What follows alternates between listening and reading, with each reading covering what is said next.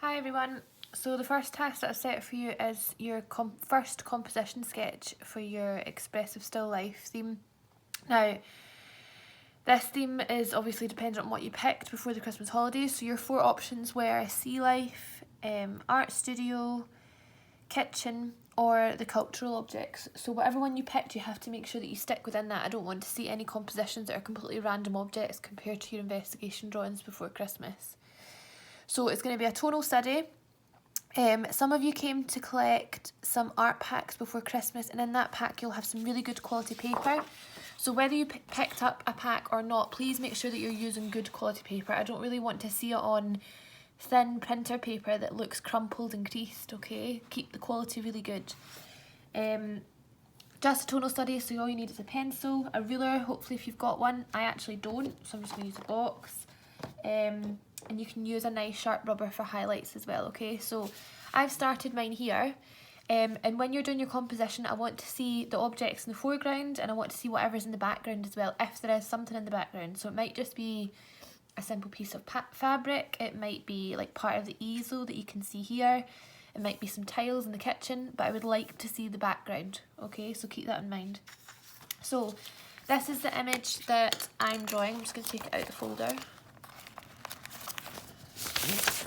Okay, and it's really important when you're looking at it, take a look at the objects, identify whether they're on a slight slant, see if they're perfectly vertical, and try and identify the line of symmetry or the centre line for each one. So this paintbrush, the centre line for this one isn't perfectly vertical, it's slightly slanted, however the glass is vertical and then the camera is at quite an angle there. Okay, so please make sure that you're thinking about that before you start. So what I'm going to do is, I'm going to start again here. Okay, and I'm going to talk you through it. Okay, this is so important that you keep the quality and the standard of your drawing really high with this, okay? So think about the guidelines that we used for your investigation drawing. Think about your ellipses. They're so important because if they're wrong, that's one of the first things people look at and one of the first things that the marker, i.e. me, will look at. So let's have a look at the glass first of all, okay? So if I imagine a centre line down here, the glass takes up half of the page, okay? From here to here and here to here. So half of the page. So I know that it needs to come down to about here.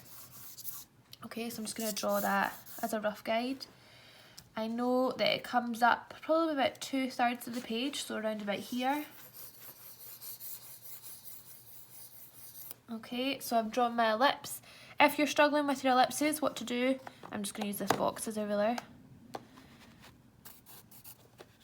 is draw in your centre lines so that each quarter of your ellipse is the same, and you can just draw 1/4 at a time if you're struggling with it, okay?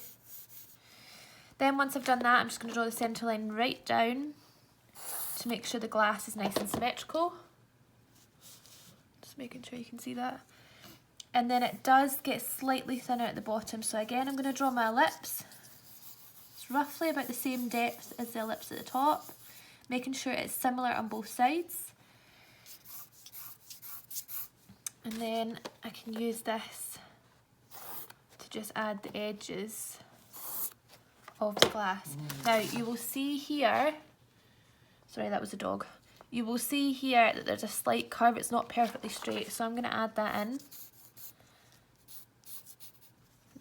Making sure again that they match up by adding an ellipse in. And you will also see that there's a line of water there, so that's another ellipse. So I've got one ellipse up here, one here, and one for the water, and then the final one at the bottom, okay? So one for the water is about here. So several ellipses, okay? Then I'm just gonna take away those incorrect straight lines. Okay, so that's the glass pretty much sorted with the placement, okay? Next up, I think I might start with the paintbrush. Okay, so as I said before, it's not a perfectly vertical line, okay, so I might just draw that in first. and then straighten it up. And what you can do with this is turn the page so it's nice and straight, and then just draw it as if it is vertical. Okay, so it gets quite close to the glass, but it doesn't overlap with it.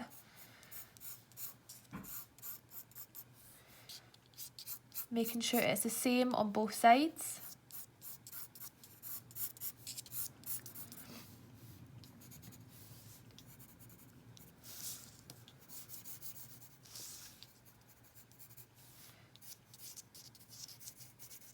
In fact, I can see, oh no, that's fine. I was going to say it was too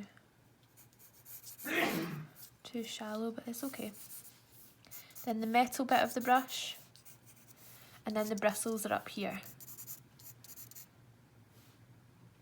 In fact, I can see there that that's not the same on both sides, so I've actually drawn that incorrectly.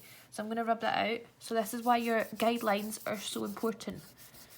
Okay, because I should really be making sure that the bristles are matching up with that as well. Okay, so a bit more like that, that's better. The metal part of the brush, which is here. That's so much better. Okay, so even I'm using guidelines. Please don't forget about them, they're really useful. Okay, while I'm here, I'm just going to try and identify where the easel goes at the back. Okay, so, but sorry, that's the dog again.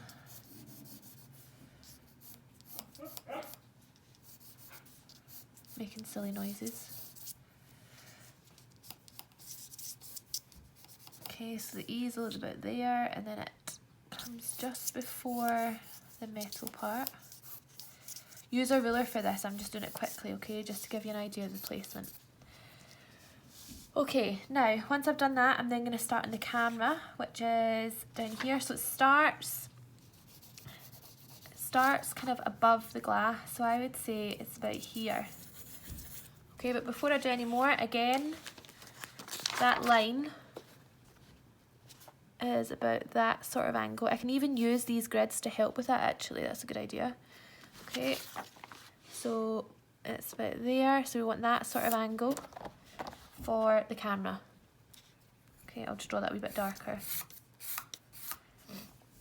So now I can use that and I can turn that round to pretend that it's straight and turn the image round as well. Okay, once I've got that straight, I can then use the centre lines again to help me draw the ellipse. Then they get slightly bigger.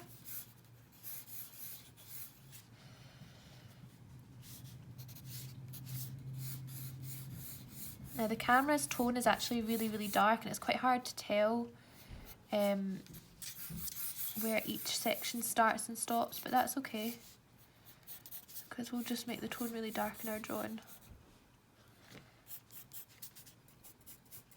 In fact, that bit needs to be a wee bit longer.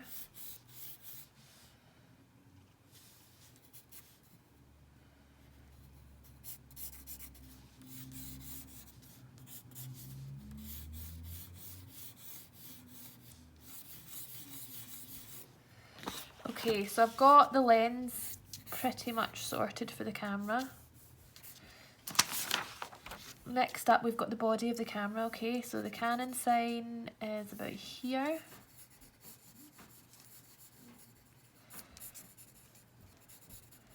We've got a little kind of button area here. I'm doing this very quickly, you guys can take a little bit more time over this.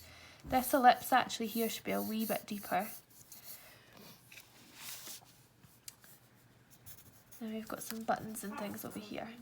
And then we've got the camera strap.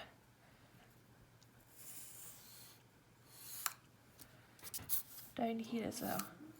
Okay, so there we have the kind of base and placement. I'm constantly using guidelines and centre lines to help with my ellipses and to help with the direction of the objects and the perspective. Okay, so once you've done that, you're then going to add some tone into it. Okay, so really look carefully. Sometimes it's a wee bit harder when it's in colour, so if you're looking at it on the computer, it might be worthwhile changing it to black and white. So really look carefully at the dark tones and where the highlights are. Okay, so we've got some strong highlights in the brush, which I actually need to add more of, more highlights in here. We've got some nice sharp highlights in the glass, which I've started to include here, okay? So remember, use your pencil on its side so that you get a nice soft shade. Please don't use it like upright because then you get a much scratchier shade, okay? So on its side, nice soft shade. If you feel like your shading and your tone is still a little bit too scratchy, do it in one direction. Where should I do it? I'll do it over here. Do it in one direction. And then to soften it, do it in another direction. Take your time with it, okay? The quality of this is so, so important. You've got time at home with your home learning to really be patient with this and make sure that you're looking at each individual section at a time. Glasses and reflection and kind of transparent glass is quite tricky, but again, just take one little section at a time and you'll find it is much easier. Okay, so I've just taken this section here first of all, and then I'm going to gradually move down into new sections, and you can still see that I've got my guidelines there. Okay, so they are so, so important. Please use them, but when you move on to your tone, rub them out. Okay, and just a reminder, good quality paper. An HB pencil is good. Make sure it's a nice heavy pencil, okay? And let me know if you have any issues with it.